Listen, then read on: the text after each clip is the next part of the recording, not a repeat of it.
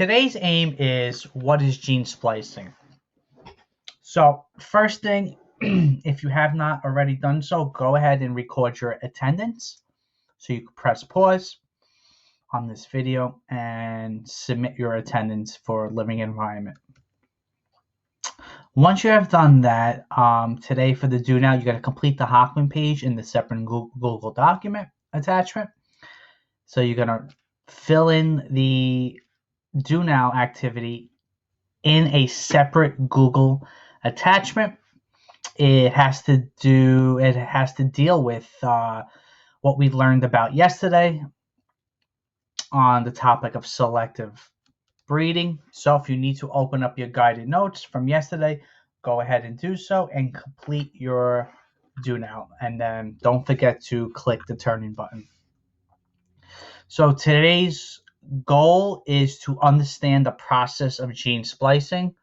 Now, the process of gene splicing is a technique of genetic engineering. So just like we learned about yesterday, selective breeding is a technique of genetic engineering, and gene splicing is a second example of a technique of genetic engineering, but it's a little more involved and it's more modern day technology compared to selective breeding. So today's agenda, today's agenda, you're going to review today's agenda and the lesson goals. You're going to turn in your do now if you still need to do so. Then you're going to watch this video for gene splicing lesson. And just like yesterday, as you watch the video, you're going to complete the guided notes, fill in where necessary, and complete your region questions. Don't forget to click the turn-in button when you are finished.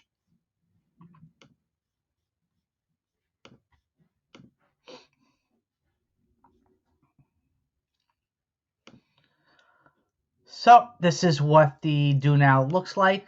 When you open up the Google document, you're going to have selective breeding. You are creating an SPO.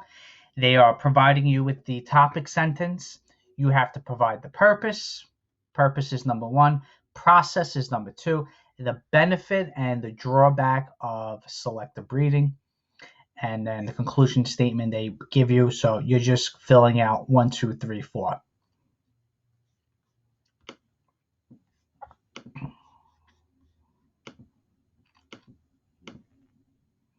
Okay, so gene splicing.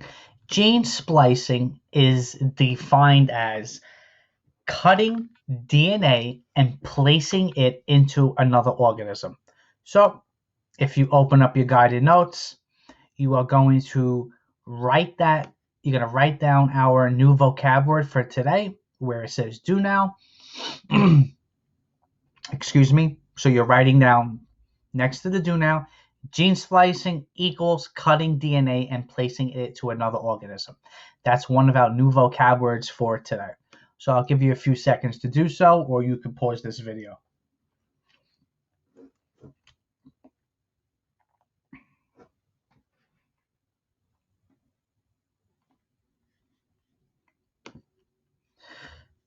All right, so next we have a gene splicing diagram. This is it's showing you the process of gene splicing from start to finish. But before we take a look at that, I want to provide everybody with an introduction. So applications of gene splicing. Until the 1980s, all insulin used to treat diabetes was extracted. Extracted means to take out of from the pancreas of cows and pigs.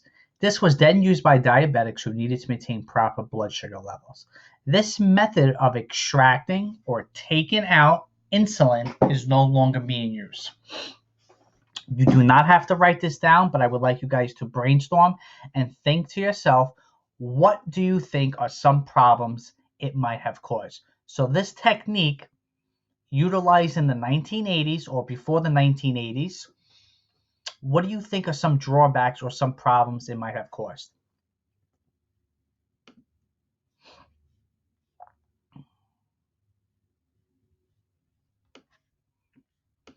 So if you go back to your guided notes on the application of gene splicing, you go into some possible drawbacks of this was that some patients were allergic to insulin from animals. So if a particular person was allergic to pigs or poultry, not poultry, pork, excuse me. If they were allergic to pork, they would have an allergic reaction to the insulin they were receiving.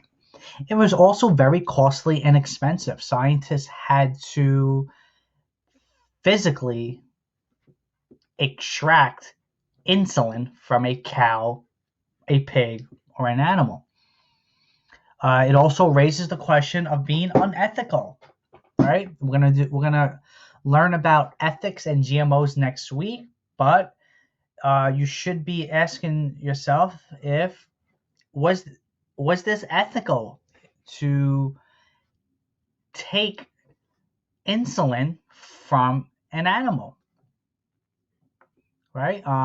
Animals have pain receptors, nerve endings, so they most likely felt the pain of extracting DNA from the animal, whether it be through a syringe or whatnot. So the question of ethics, unethical.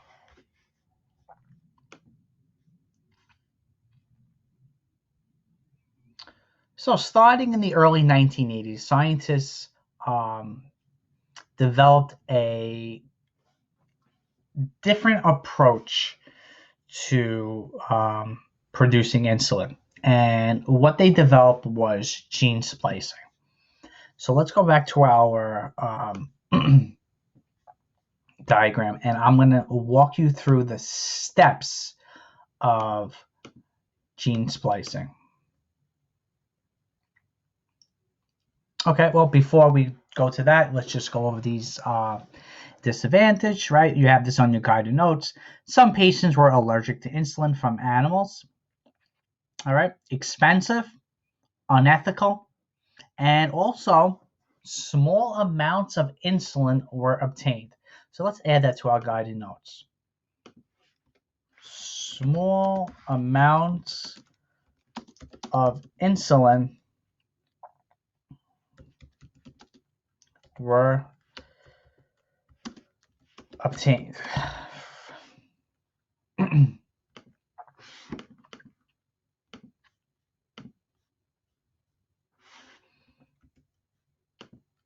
So small amounts of insulin were obtained, and that would lead to it being an expensive process because you would need to own or raise a large number of animals to extract the insulin.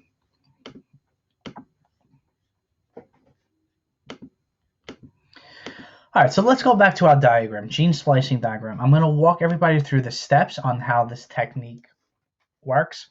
So on the left side, we have figure A. We start off with a ring of DNA. Then what happens is that scientists use an enzyme. They use a restriction enzyme to take out a strand of DNA. And what that results in is that it leaves an open space in this DNA chain. So we have a DNA chain now that is opened up.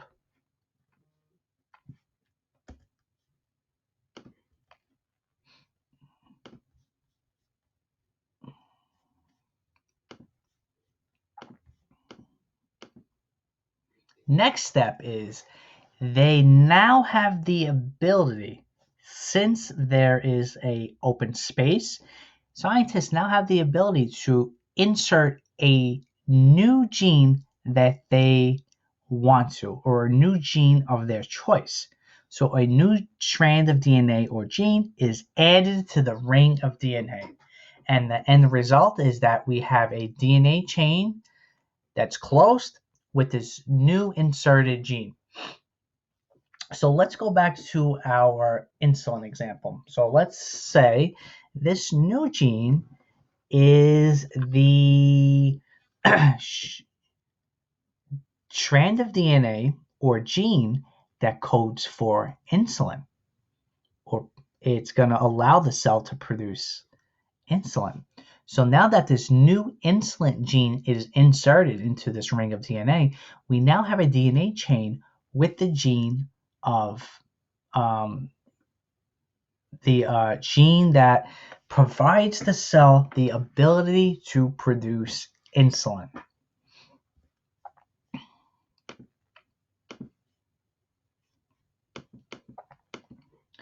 So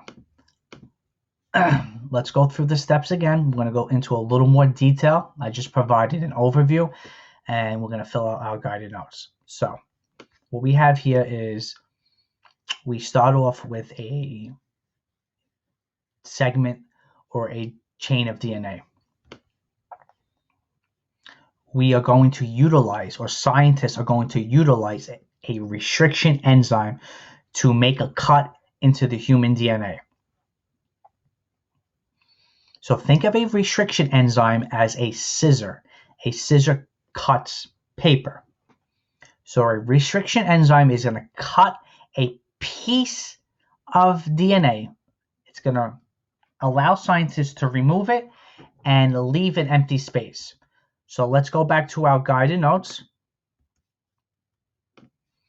In your guided notes, where it says step 1, gene splicing and insulin, you are going to fill in scientists use restriction enzymes.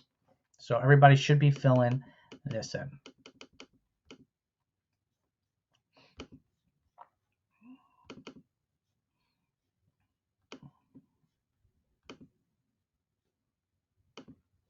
Put it in red.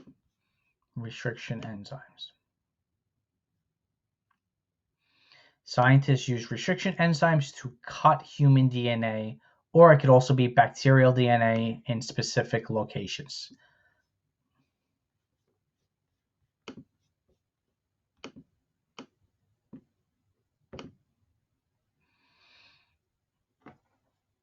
So once scientists make that cut with the restriction enzyme, it provides us with an empty space. We now, or scientists now, have the ability to insert a new gene in that missing space. In this example, we are going to insert the human insulin gene or DNA.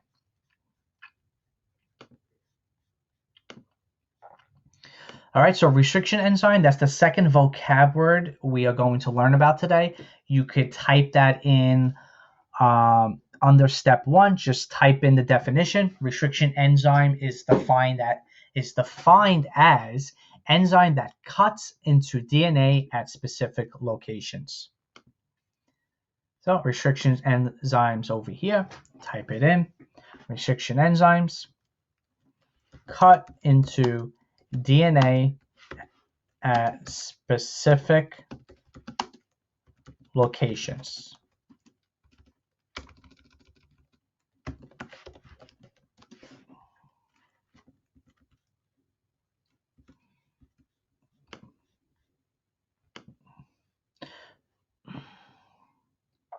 And just think of the analogy that restriction enzymes are like a scissor. A scissor cuts paper, right? Restriction enzyme is going to cut DNA at specific locations, just like a scissor would, just like you can control a scissor and making cuts on a piece of paper. So gene splicing and insulin, let's dive deeper. So now we have the resulting DNA is now called recombinant DNA, or DNA molecule that contains genes from more than one organism. So under step 2 in your guided notes, you're going to write that in over here. All right, so I want everybody to type this in. The resulting DNA is called recombinant DNA. DNA molecule that contains genes from more than one organism.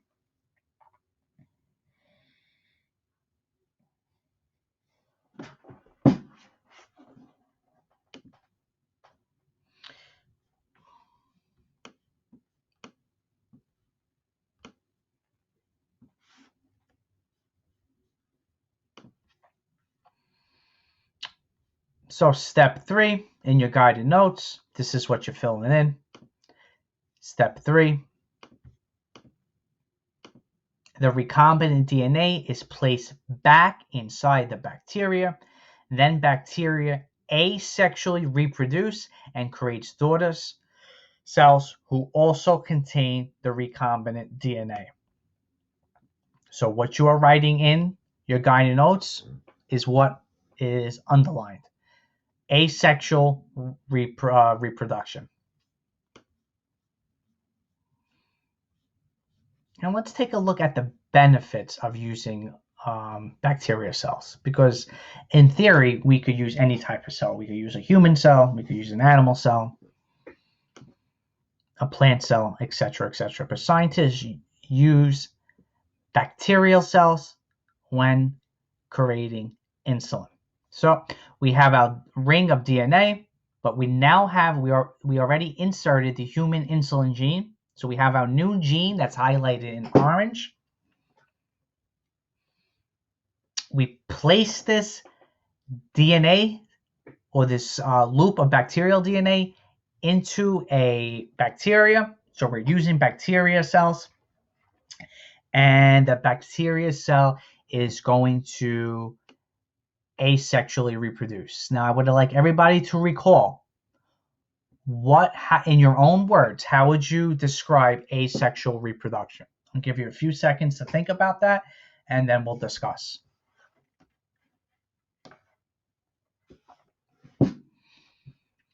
So in term 1, we learned that asexual reproduction is like a copy machine. The parent cell produces identical copies or identical offsprings. So whatever the parent cell is, you only need one cell. It's going to create identical copies. So with that being said, if you now have this human insulin gene in the bacteria that codes for or produces insulin, you start off with one parent cell, you can efficiently or at a really, really fast rate, you could produce copies now of this cell that has this new gene in it. And now all these offspring cells or all these daughter cells are going to produce the human insulin gene because the parent copies exactly to its daughter cells. So in this example, you start off with one parent cell, and in a matter of seconds, you wind up with 1, 2, 3, 4, 5 daughter cells that have the ability to produce this human insulin gene.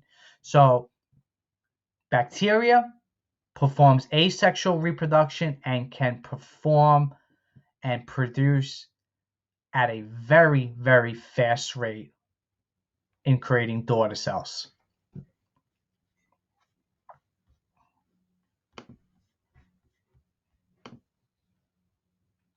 Right, and in your next step on your guided notes, so that is going to be step number 4. Step number 4. Step 4 states that bacteria now has the ability to produce human insulin proteins that can treat diabetes. So we have this bacteria, okay? It's got that new gene, the gene that codes for the human insulin protein. And we are now, or scientists are now able to provide insulin, human insulin, and distribute it to individuals with diabetes or who require insulin. This is a efficient, is inexpensive compared to the old technique of extracting insulin from animals, and it's a lot more ethical in producing insulin through gene splicing. And you also prevent the possibility of allergic reactions. So if individuals, if they were allergic to, say, pigs or pork, You don't have to worry about that anymore because there is no animals involved, and this does not produce an allergic reaction for individuals. So by now you should have all your guided notes filled out. Step 1, step 2, step 3, step 4. If you need to pause the video and take time, you can do so and go back and fill them out. So after you have your steps filled out, your guided notes, I would like you guys to watch this video. We're gonna watch the video together. If for some reason you cannot hear it through this video, I will copy and paste the URL in the assignment, and you could click on that. Excuse me. So let's open this up.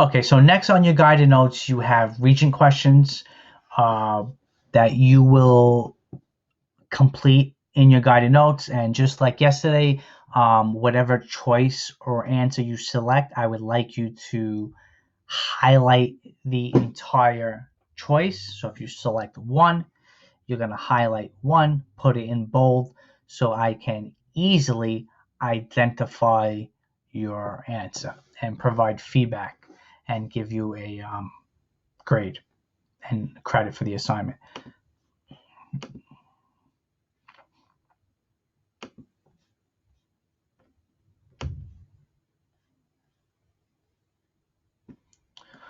Okay, so that sums up today's lesson.